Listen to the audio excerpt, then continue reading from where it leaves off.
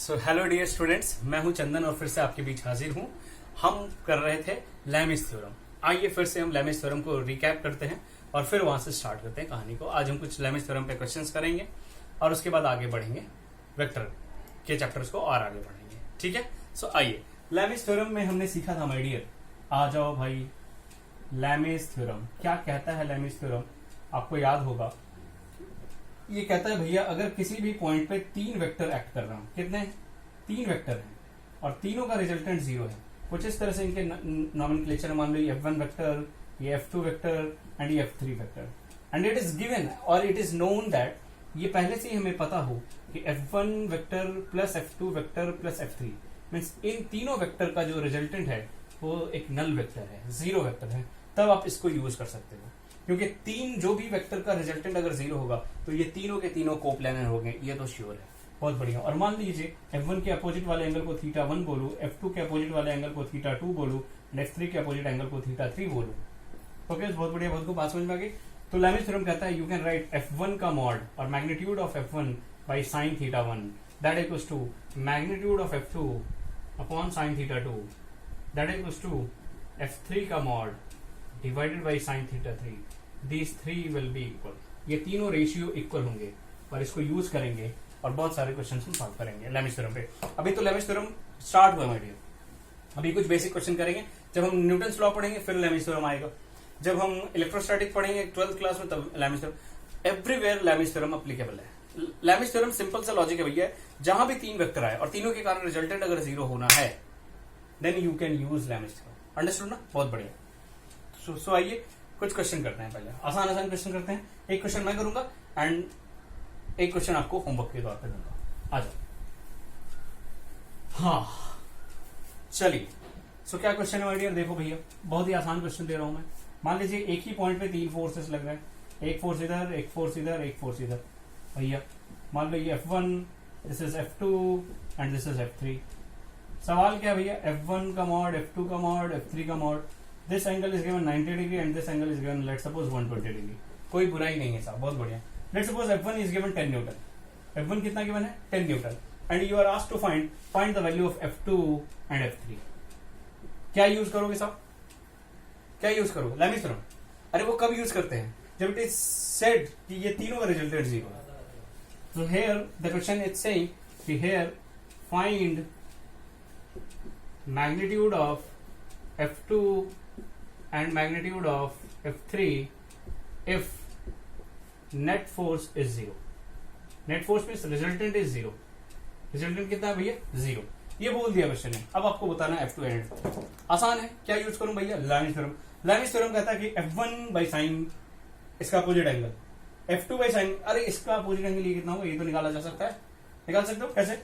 ये 90 and 120, 210 210 plus how much that will be equal to, ये total angle कितना? 360 ना?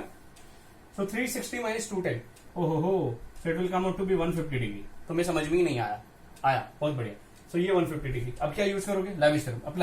Applying Lami's theorem I can write F1 mod, बार बार नहीं लिख रहा हूं मैं, F1 लिख रहा हूं। So F1 by sine 120 that equals to F2 by sine 150, F2 by sine 150 that equals to F3 by sine 90, ओहो हो, F3 बाई साइन 90। अब कुछ है ही नहीं साहब, अब बेसिक मैथमेटिक्स और कैलकुलेशन है। बेसिक मैथमेटिक्स है क्या? चलो आओ दिखाता हूं। क्वेश्चन मैं मिटा रहा हूं, क्वेश्चन तो आप लिख चुके होंगे। चलो इसको मिटा रहा हूं, आओ देखो। अब ये साइन 120 साइन 150 का वैल्यू कैसे निकालें? तो इसके लिए या तो इसको साइन 90 प्लस थीटा के फॉर्म में लिखो, या साइन 180 माइनस थीटा के फॉर्म में लिखो। ठीक है, इधर right in the form of sine 90 plus theta और साइन 180 माइनस थीटा। और अगर मैं साइन 90 प्लस थीटा लिखूं तो इसको क्या लिखा जा सकता है? Sine 90 plus theta is equal to nothing but cos theta. Okay, and sine 180 minus theta that equals to बेटा साइन थीटा। ये बेसिक मैथ्स है, वो यूज किया मैंने। चलो, सो साइन 120 को क्या लिख सकते हो? साइन 90 प्लस 30 लिख सकते हैं ना? साइन 90 प्लस थीटा होता है कॉस थीटा, तो sine 90 plus 30 that is cos 30। So आप इसको लिख सकते हो। F1 का वैल्यू कितना गिवन है? 10। So 10 divided by cos 30 that equals to F2 तो चाहिए हमें, F2। और साइन 150 को कैसे लिख सकते हैं? 90 plus 60 and sine 90 plus theta is cos theta. So sine 90 plus 60 is cos 60। So cos 60 equals to F3 by sine 90 is 1। Okay, बहुत बढ़िया, बहुत को बात समझ में आ गई। So 10 by cos 30, 10 by cos 30 कितना होता है, √3/2। Okay, that equals to F2 तो चाहिए, cos 60 कितना होता है 1/2 एंड F3 बाई 1 तो इस F3। अब देखो यहाँ से कोई भी वैल्यू निकाल सकते हो। देखो अगर ये पता तो F2 निकल जाएगा, और अगर ये पता है तो F3 भी आ जाएगा ना भाई साहब। चलो तो मैं लिखता हूँ, कहाँ लिखूं, ऊपर लिखता हूँ। उस वाले ऊपर वाले रिजल्ट को आप लिख लेना कहीं पे, इसको जल्दी से लिख लो, मैं इसको मिटा रहा हूँ। हाँ, ये देखो गया, ये 1, ये 2, ये 3। So equating 1 and 2 you will get F2, equating 1 and 3 you will get F3। अरे नहीं आया। So from 1 and 2 I can write, from 1 and 2 क्या लिखा जा सकता है भैया, F2 इक्वल्स टू, अच्छा ये 2 कैंसिल हो जाएगा ना, तो ये आ जाएगा 10/√3, खत्म। 10/√3 न्यूटन। सिंपल, बहुत ही सिंपल। अरे है कि नहीं है? हाँ सब है। अच्छा देखो 1 and 3 से देख लो। चलो इसको कुछ कुछ मिटाता चलता हूँ, आप चलो। हाँ, क्योंकि मेरे पास स्पेस कम है, सो मेरे को तो रब करना पड़ेगा। सो अगर मैं लिखूं फ्रॉम 1 and 3, 1 and 3 से आप लिख सकते हो F3 इक्वल्स टू 10/√3/2, तो 2 ऊपर चला जाएगा तो 20/√3।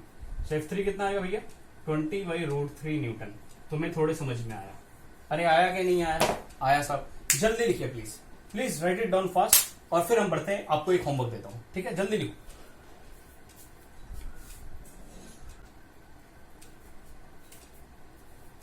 आइए, सो ये लीजिए आप होमवर्क के लिए कुछ।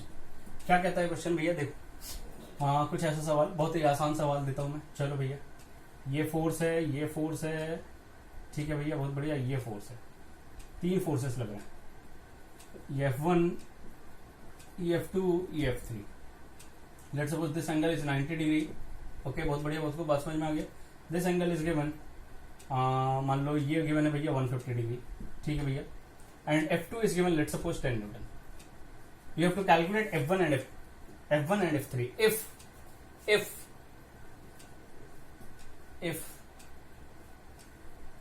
F1 vector plus F2 vector plus F3 vector is 0 vector, then calculate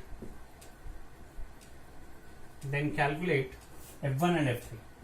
So F1 क्या होगा भैया and F3 क्या होगा, ये आपको कैलकुलेट करना है। अरे आसान है ना? चलो, it is homework for you, please try it by yourself. आगे बढ़ते हैं, बढ़े? चलो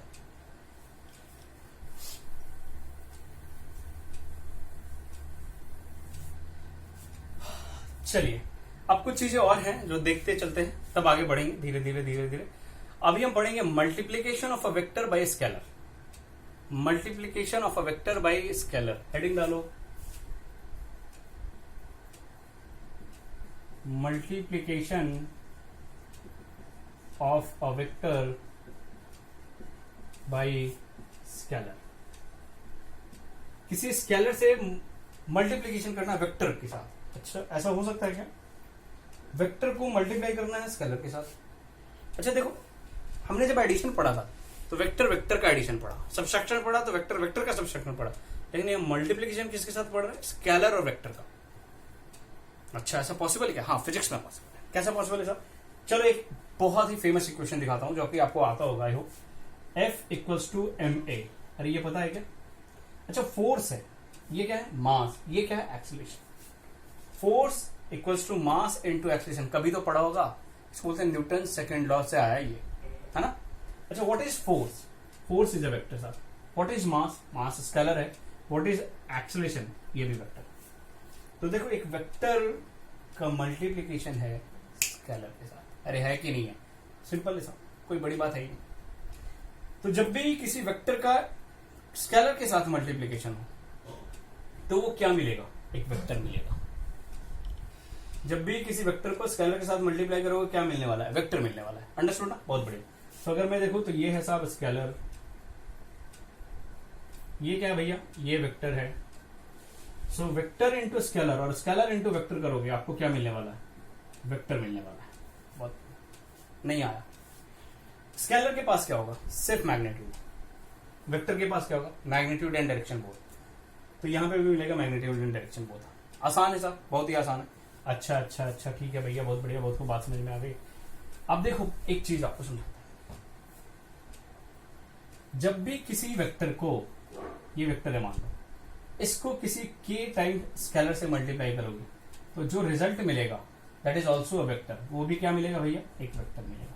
एक जनरल बताया मैंने, जब भी किसी वेक्टर का किसी कांस्टेंट और स्केलर से मल्टीप्लिकेशन करोगे तो वो भी क्या मिलेगा, वेक्टर।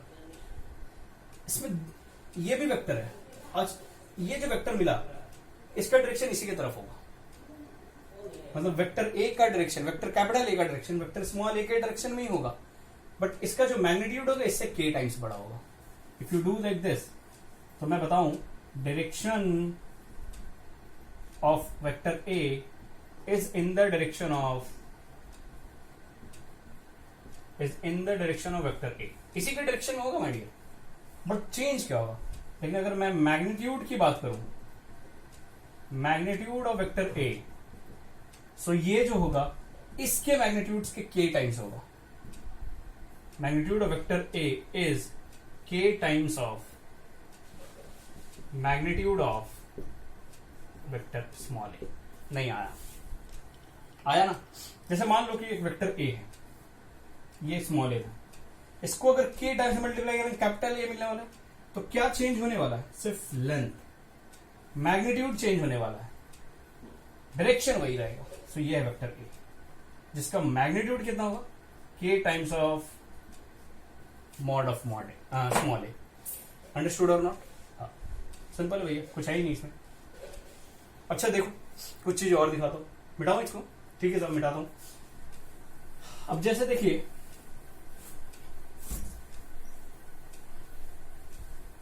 क्या बोल रहा मैं, देखो मान लो आपके पास कोई वेक्टर ए है, कुछ ऐसे 2i cap plus 3j cap minus 6k cap, ये वेक्टर है।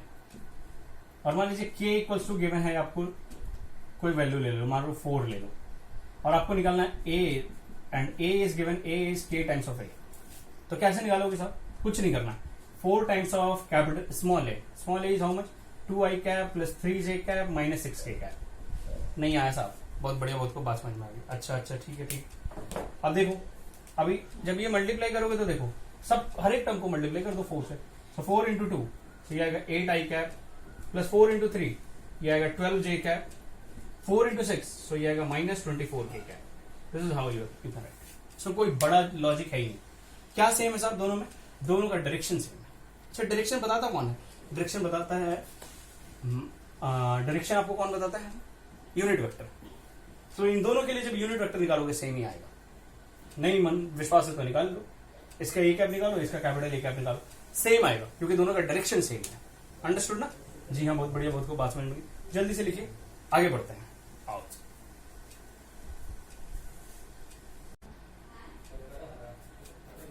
चलिए। सो अभी तक हमने जो देखा है addition of 2 vectors, subtraction of 2 vectors, addition of many vectors, triangle law, parallelogram law, polygon law, ये सब देखा हमने। उसके बाद हमने यूनिट वेक्टर पढ़ा, रिजोल्यूशन ऑफ वेक्टर पढ़ा, उसके बाद multiplication of a vector by scalar पढ़ा। अब हम पढ़ने वाले हैं प्रोडक्ट और मल्टीप्लिकेशन ऑफ 2 वेक्टर और प्रोडक्ट ऑफ 2 वेक्टर। आओ, so next heading is you can write product of 2 vectors. 2 vector का मल्टीप्लिकेशन पढ़ने वाले हैं मेडियर, मतलब इस बार वेक्टर इनटू वेक्टर करने वाले हैं। ओके साहब, वेक्टर इनटू वेक्टर। अब ये बेसिकली 2 तरह का होता है, 2 तरह से प्रोडक्ट किया जा सकता है। अब क्या क्या प्रोडक्ट है, अलग अलग क्वांटिटी अलग अलग रिजल्ट देती है, इसलिए इसको 2 तरीके से बांटा गया। एक को बोलते हैं डॉट प्रोडक्ट, और इसको बोला जाता है scalar product, and the second one is cross product. ये क्या बोल रहे हो साहब, अभी समझ में आएगा धीरे धीरे। और इसको बोला जाता है वेक्टर प्रोडक्ट। क्या है भाई साहब, सुनो, जब भी 2 वेक्टर का प्रोडक्ट किया जाता है, जब भी 2 वेक्टर का प्रोडक्ट करते हैं तो हमेशा क्या होता है, जब भी 2 वेक्टर का मल्टीप्लिकेशन होता है तो कभी कभी 2 वेक्टर के मल्टीप्लिकेशन से स्केलर मिल जाता है रिजल्ट में, और कभी कभी 2 वेक्टर के मल्टीप्लिकेशन से वेक्टर मिल जाता है। तो जब 2 वेक्टर के मल्टीप्लिकेशन करने से स्केलर मिलता है उसको हम बोलते हैं डॉट प्रोडक्ट, उसको स्केलर प्रोडक्ट बोलते हैं। यानी यहाँ रिजल्टेंट क्या मिलने वाला है, मतलब दो वेक्टर का जब प्रोडक्ट करेंगे मिलेगा आपको स्केलर। ओहो हो, दो वेक्टर को मल्टीप्लाई करेंगे स्केलर मिलेगा, उसको बोलते हैं डॉट प्रोडक्ट। और जब दो वेक्टर के प्रोडक्ट करने से वेक्टर मिलता है तो उसको बोलते हैं क्रॉस प्रोडक्ट और वेक्टर प्रोडक्ट। समझ में आया? ठीक है, अब इनको बारी बारी से पढ़ना है, धीरे धीरे आपको समझ में आएगा। तो आज हम पढ़ते हैं पहले डॉट प्रोडक्ट और स्केलर प्रोडक्ट। आज शायद इसी में ज्यादा टाइम लगेगा, आओ देखते हैं। बहुत इंपॉर्टेंट है माय डियर, रियली में बहुत इंपॉर्टेंट है, लेकिन आसान है। हेडिंग डालते हैं डॉट प्रोडक्ट, डॉट प्रोडक्ट और scalar product.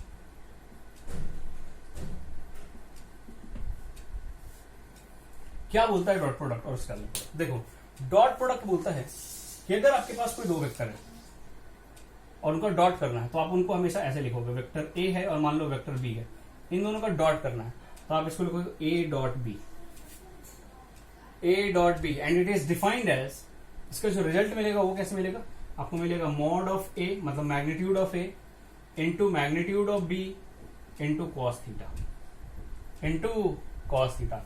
And what is theta है? Theta is the angle between A and B. लिख देता हूं here, theta is the angle between vector A and vector B. ये थीटा है my dear. नहीं आया?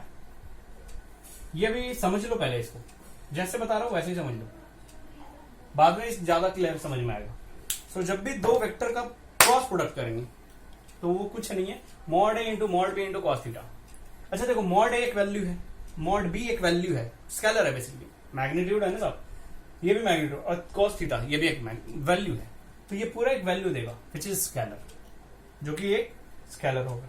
तो आपसे कोई पूछे कि दो वेक्टर का डॉट प्रोडक्ट क्या होगा, स्केलर या vector, you should say scalar होगा साहब, स्केलर होगा, स्केलर होगा। क्लियर है? बहुत बढ़िया, आगे बढ़ते हैं। तो दो वेक्टर का आपको जब भी मिलेगा डॉट प्रोडक्ट तो वो कैसे होगा साहब, mod A into mod B into cos theta, mod A into mod B into cos theta, mod A into mod B into cos theta. बहुत बढ़िया, बहुत को बात समझ में आ गई। अच्छा साहब, अब मान लो दो वेक्टर का जो डॉट प्रोडक्ट कर रहे हैं वो मैक्सिमम कब होगा और मिनिमम कब होगा, इस पे चर्चा करें। ठीक है, थीटा क्या है? Theta is the angle between two vectors, और एंगल निकालना तो आता है आपको, आता है ना भाई साहब। जैसे मान लो हमारे पास दो वेक्टर है ऐसे, ये है वेक्टर ए, ये है वेक्टर बी, तो यही तो थीटा है। यस और नो? Yes, very good. चलिए, अब हम देखना चाहते हैं कि mod sorry dot A dot B maximum और मिनिमम कब होगा। सो अगर देखो, for A dot B to be maximum, maximum कब होगा? अगर ये दो वेक्टर का डॉट प्रोडक्ट मैक्सिमम चाहिए तो मैक्सिमम तभी हो सकता है साहब जब इसका रिजल्ट ये वाला मैक्सिमम हो। और ये मैक्सिमम कब होगा? देखो, ये तो एक फिक्स क्वांटिटी, और इसका लेंथ तो फिक्स है, इसका भी लेंथ फिक्स है, डिपेंड कर रहा है किस पे, थीटा पे, कि ये दो वेक्टर को आपने रखा कैसे है, इस बात पे डिपेंड। तो ये मैक्सिमम तभी होगा जब कॉस थीटा मैक्सिमम हो, और कॉस थीटा का मैक्सिमम वैल्यू कितना होता है? 1। सो अगर इसको मैक्सिमम होना है फॉर दिस, इसका मतलब cos theta should be maximum, cos theta should be maximum. और कॉस थीटा का मैक्सिमम वैल्यू कितना होता है भैया? 1। और वो किस एंगल पे आता है? कॉस कितने एंगल पे 1 आता है? Cos 0 degree. Very good. So cos theta maximum होता है, कॉस थीटा का जो मैक्सिमम वैल्यू होता है वो होता है 1। तो इसके लिए थीटा का वैल्यू कितना होगा? 0 डिग्री। यानी 0 डिग्री का मतलब क्या है? ये दोनों वेक्टर एक ही डायरेक्शन में, ये दोनों वेक्टर एक ही डायरेक्शन में, यानी जब ये दोनों वेक्टर एक ही डायरेक्शन में होंगे, वेक्टर ए भी इधर ही, बी भी इधर ही, यानी कैसे वेक्टर? Parallel vector. सो अगर ये दोनों पैरेलल वेक्टर होंगे माय डियर, तब जो रिजल्टेंट आएगा, तब जो ये वैल्यू आएगा वो मैक्सिमम होगा। नहीं आया? आया। तब जो वैल्यू आएगा वो कैसा होगा? मैक्सिमम होगा। सो अगर आपसे कोई पूछे, ये बोले कि दो वेक्टर का डॉट प्रोडक्ट मैक्सिमम कब होगा, किस तरह के वेक्टर के लिए होगा? पैरेलल, एंटी पैरेलल, ऑर्थोगोनल, क्या आंसर करोगे? बहुत बढ़िया, आगे बढ़ते हैं। अभी मिनिमम की कंडीशन देखते हैं, इसको लिखते चलो आप, मैं मिटाता जाऊंगा और लिखता जाऊंगा। ठीक है, आप वीडियो पॉज करो और लिखते चलो। चलिए, अब देखने वाले हैं मिनिमम के लिए कंडीशन। तो अगर मिनिमम के लिए कंडीशन देखना है भाई साहब, तो ये भी मिनिमम होना चाहिए, कॉस थीटा को मिनिमम होना चाहिए, तो कॉस थीटा मिनिमम। और कॉस थीटा का मिनिमम वैल्यू कितना होता है बता? कॉस थीटा का मिनिमम वैल्यू होता है -1। अरे होता है ना, और -1 मिलता कब है? 180 डिग्री पे। कब मिलता है? 180 कॉस पाई। अरे कॉस पाई होता है ना -1, तुम्हें कुछ आता ही नहीं है यार। सो ये आएगा थीटा, इसमें आएगा 180 डिग्री, और थीटा अगर 180 डिग्री, इसका मतलब क्या है? 0 मतलब सेम डायरेक्शन, 180 मतलब अपोजिट डायरेक्शन। ओके, सो अभी ये दोनों वेक्टर उल्टे डायरेक्शन में होंगे, और जब उल्टे डायरेक्शन में होंगे तो पैरेलल है कि एंटी पैरेलल? तो ये anti parallel. Okay okay okay, समझ में आया। और ये -1 आएगा, यानी ये नेगेटिव आएगा, वैल्यू आएगा कि नहीं आएगा? Yes, the value will be negative. कुछ भी समझ में नहीं आया तुम्हें? अरे आया? हाँ सब आया, बहुत बढ़िया। तो मैक्सिमम के लिए दोनों पैरेलल होने चाहिए, मिनिमम के लिए दोनों एंटी पैरेलल होने चाहिए। सिंपल सा लॉजिक है भाई साहब। अच्छा, अगर मैं बोलूं कि ये 0 का भी हो सकता है क्या? हो सकता है। जब ये 0, मैं ऐसे दो वेक्टर जो कि ये दोनों नल वेक्टर नहीं है, अगर ये भी 0 हो जाए तब भी 0 हो जाएगा ना, मॉड ए भी 0 हो जाए या मॉड बी 0 हो जाए तब भी, लेकिन फिर तो नल वेक्टर होगी ना। मैं नल वेक्टर की बात नहीं कर रहा, मैं जनरल वेक्टर की बात कर रहा कि अगर ये दो वेक्टर नल वेक्टर नहीं है तो क्या दोनों का प्रोडक्ट 0 आ सकता है? आ सकता है, जब ये cos थीटा 0 हो। कौन 0 हो? cos theta. So for a dot B to be 0, अगर ये 0 होना चाहिए तो cos थीटा को भी 0 होना चाहिए। और cos थीटा का 0 वैल्यू कब होता है my dear? When theta is 90 degree. When theta is 90 degree. ओहो, यानी अगर थीटा 90 होगा तो वेक्टर ऐसे नहीं होंगे। वेक्टर कैसे होंगे? Perpendicular to each other. मतलब ये वेक्टर ए होगा, ये वेक्टर बी होगा। तुम्हें कुछ समझ में नहीं आया। और इस तरह के वेक्टर बोलते हैं ऑर्थोगोनल वेक्टर। कौन सा वेक्टर? Orthogonal vector. क्लियर है? बहुत बढ़िया, बहुत को बात समझ में आ गई। अरे आया ना? बहुत बढ़िया। आप यहां तक लिखो, आगे बढ़ते हैं। आइए, हाँ सो आइए हम देखते हैं कुछ चीजों को। आओ, जैसे मान लो हमारे पास वेक्टर है, दो वेक्टर, जैसे एक है वेक्टर आई कैप और दूसरा भी है I cap. So I cap dot I cap. अच्छा, I cap dot I cap का डायरेक्शन किधर है? एक्स एक्सिस की तरफ। इस आई का डायरेक्शन किधर है? एक्स एक्सिस की तरफ। ये होगा क्या? देखो, इसका मैग्नीट्यूड कितना है? आप लिखोगे आई कैप का magnitude dot I cap into cos theta, और ये लिखते हो ना, तो वेक्टर का डॉट प्रोडक्ट क्या होता है? A magnitude mod of A into mod of B into cos theta, ये लिखते हैं ना सब। ठीक है भाई साहब। ये आई और आई के बीच में एंगल कितना है? अरे आई मतलब एक्स एक्सिस की तरफ, दूसरा आई भी एक्स एक्सिस की तरफ, तो दोनों के बीच में एंगल कितना है? 0। तो ये आएगा साहब मॉड आई। अच्छा, यूनिट वेक्टर है, इसका मैग्नीट्यूड 1। सो 1 इंटू कॉस 0 डिग्री, और कॉस 0 डिग्री कितना होता है? That is also 1। सो ये कितना मिला? 1। अरे 1 होगा ना, सो 1 इंटू 1। ओके, सो आई डॉट आई क्या आएगा साहब? 1। तुम्हें कुछ समझ में नहीं आया? आया ना? अच्छा ठीक है। अगर वैसे ही मैं पूछूं जे डॉट जे करो साहब, सो जे डॉट जे कितना आएगा बताओ? सो भाई आप लिखोगे mod of J into cos. अच्छा, जे किधर है? वाई की तरफ, दूसरा जे किधर? वाई की तरफ। दोनों के बीच में एंगल कितना? 0। सो कॉस 0 कितना? 1। सो 1 इंटू 1 अगेन इट्स 1। तुम्हें थोड़े समझ में आया? अरे आया। सो जल्दी से मेरे को बताओ, के डॉट के क्या ये अगेन 1 आएगा? हाँ सर, 1 नहीं आएगा। अब देखो हमारे पास रिजल्ट आ गया कुछ, यानी दो वेक्टर है आई डॉट आई, जे डॉट जे, के डॉट के, ऑल इक्वल्स टू 1। तुम्हें थोड़े से, यानी जब भी दो लाइक वेक्टर का डॉट प्रोडक्ट करेंगे तो आपको 1 ही मिलेगा। जब दो लाइक वेक्टर, मतलब जो दो लाइक यूनिट वेक्टर बोलते हैं, जब दो लाइक यूनिट वेक्टर का मल्टीप्लीकेशन करोगे, डॉट प्रोडक्ट करोगे, तो मिलेगा 1। क्या मिलेगा? 1। अच्छा साहब, बहुत बढ़िया, बहुत को बात समझ में आ गई। इधर देखो, और कुछ चीजें देखते हैं, जल्दी जल्दी देखते हैं क्या रिजल्ट मिला, उसको लिखते चलते हैं। हाँ, हमारे पास रिजल्ट मिल गया आई डॉट आई और equals to J dot J equals to K dot K and equals to how much? 1। तुम्हें नहीं आया? क्या आया साहब? हाँ साहब आया। अच्छा साहब, और देखो आपसे पूछता हूँ, आप बताना जल्दी से मतलब मेरे को बताओ, आई डॉट जे। अच्छा साहब, क्या होगा? ये होगा mod of I into mod of J into cos. अच्छा, एंगल चाहिए मेरे को। आई किधर? एक्स एक्सिस की तरफ, जे किधर? Y axis. दोनों के बीच में एंगल कितना? 90 डिग्री। सो कॉस 90, और कॉस 90 कितना होता है? 0 into something 0। Very good. So it will come out to be 0। ओहो। अच्छा मेरे को बताओ, आई डॉट के। अच्छा, आई किधर है? एक्स एक्सिस की तरफ, के किधर है? जेड एक्सिस की तरफ। मतलब दोनों के बीच में एंगल कितना? 90। तो again it will come out to be 0। Okay. अच्छा, जे डॉट आई बोलो तो, अरे साहब ये भी तो 0 आएगा ना, अच्छा आई डॉट के बोलो तो वो तो बता दिया, जे डॉट के बोलो तो अरे साहब ये भी तो जीरो आएगा, क्यों? क्योंकि जे वाई की तरफ और के जेड एक्सिस की तरफ इधर, तो दोनों के बीच में angle 90। Okay so again zero, यानी दो परपेंडिकुलर वेक्टर का जब भी मल्टीप्लिकेशन करेंगे तो जीरो ही आएगा ना। हाँ समझ में आया, यानी जब भी लाइक वेक्टर के साथ मल्टीप्लाई कर रहे हैं यूनिट वेक्टर का तो रिजल्ट 1 है, अदरवाइज जीरो है, अदरवाइज जीरो है। समझ में आया? बहुत बढ़िया, पक्का। चलो कुछ और देखते हैं, चीजों को धीरे धीरे आगे बढ़ा रहे हैं, आओ। हा हा हा हा हा, ये देखिए, मान लो हमारे पास दो वेक्टर है ऐसे, एक है vector A that is equal to I vector plus I cap plus 2 J cap, मान लो आसान है, और I cap plus J cap ले लो ना, ज्यादा मुश्किल का ले लो। और दूसरा बी वेक्टर है, ये है I cap minus J cap, आसान। आपसे पूछा find A dot B, A dot B करना भाई, एक बार बता रहा हूं, फिर चीजों को जब समझ जाएंगे तो बहुत इजीली करेंगे, ठीक है? आओ, सो ए डॉट बी करना है, तो अब क्या करो, आई कैप प्लस जे कैप, ये ए है, डॉट बी करो, सो I cap minus J cap, कोई बुराई नहीं है। अब ऐसा करते हैं, इस सिंपल मल्टीप्लीकेशन आता है ना आपको, करो मल्टीप्लीकेशन करते हैं, आइए।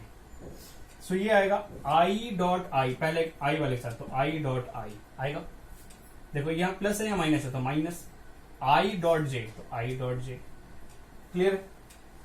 फिर क्या आएगा sir, J dot I, plus है तो जे डॉट आई, कोई बुराई नहीं, फिर माइनस है तो माइनस जे डॉट जे, कोई बुराई नहीं। समझ में आया? बहुत बढ़िया, बहुत को बात समझ में आ गया। अच्छा अच्छा अच्छा अच्छा अच्छा अच्छा, आई डॉट आई कितना, आई डॉट आई साहब 1 माइनस आई डॉट जे कितना, अरे बोला ना दोनों परपेंडिकुलर, तो ये तो जीरो है साहब, और ये कितना, ये भी जीरो है। ओके सो ये कितना आएगा, माइनस जे डॉट जे, जे डॉट जे ये 1, आंसर इज जीरो। ओहो हो, आंसर इज जीरो सर। इसको इतना क्यों किया? अच्छा ये I dot J, J dot I जो भी करेंगे ये तो हमेशा जीरो मिलेगा ना। अच्छा चलो एक और एग्जांपल करते हैं तो और ज्यादा क्लियर आएगा। चलो ये एग्जांपल है वो 1 था, आइए नेक्स्ट एग्जांपल देखते हैं, धीरे धीरे चीजों को और क्लियर करते हैं। आ जाओ भाई। हाँ मान लीजिए हमारे पास दो वेक्टर है, देखो अगेन वेक्टर ए लिया हमने 2i cap plus 3j cap, okay, and vector B ले लिया 3i cap plus 2j cap, ऐसे ले लेते हैं। चलो आओ इसको सॉल्व करते हैं, कैसे करें कैसे करें, वही करना है जो अभी किया था, a dot B, a dot B मतलब 2i cap plus 3j cap dot of 3i cap plus 2j cap, बहुत ही आसान। अभी क्या करें भैया, अच्छा देखो i डॉट आई 1 होता है, i डॉट जे 0 होता है, तो बार बार उसको क्यों मल्टीप्लाई करें, i डॉट जे करेंगे ही नहीं, वो तो जीरो आना ही है। j डॉट आई, अरे जीरो होगा तो इसको क्यों करेंगे, नहीं करेंगे। j डॉट जे आएगा सब 1 होगा ना, हाँ तो उसको करेंगे।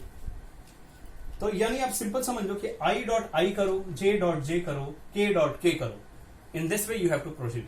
i डॉट जे करने से कोई फायदा नहीं हो, तो जीरो होना ही होना है ना। तो यानी सिमिलर वाले को सेम कोएफिशिएंट वाले के साथ मल्टीप्लाई करो, देखो 2 इंटू 3 6, तो यह आता 6 i डॉट आई, और i डॉट आई इज 1, तो क्यों लिखूं i dot I, 6 into 1 is 6 ना, वेरी गुड, प्लस। अब ये 2 इंटू 2 4 होता है, लेकिन i डॉट जे तो 0 होता है, तो क्यों करूं मैं, वो तो 0 होगा, 4 इंटू 0 0, नहीं आया, आया 3 इंटू 3 9 होगा, लेकिन j डॉट आई तो 0 होगा ना, तो फिर 0, तो क्यों करूं, हाँ अच्छा j डॉट जे 1 होगा, 3 इंटू 2 6, खत्म।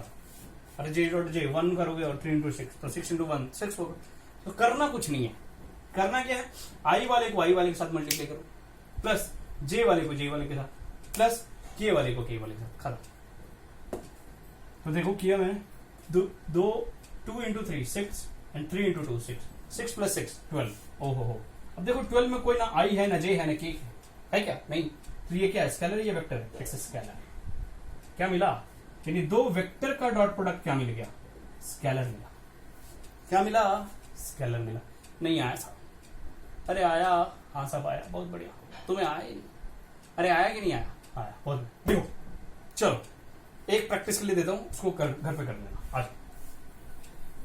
हाँ हाँ हाँ हाँ हाँ, प्रैक्टिस के लिए आपके देखो, वेक्टर ए इज गिवन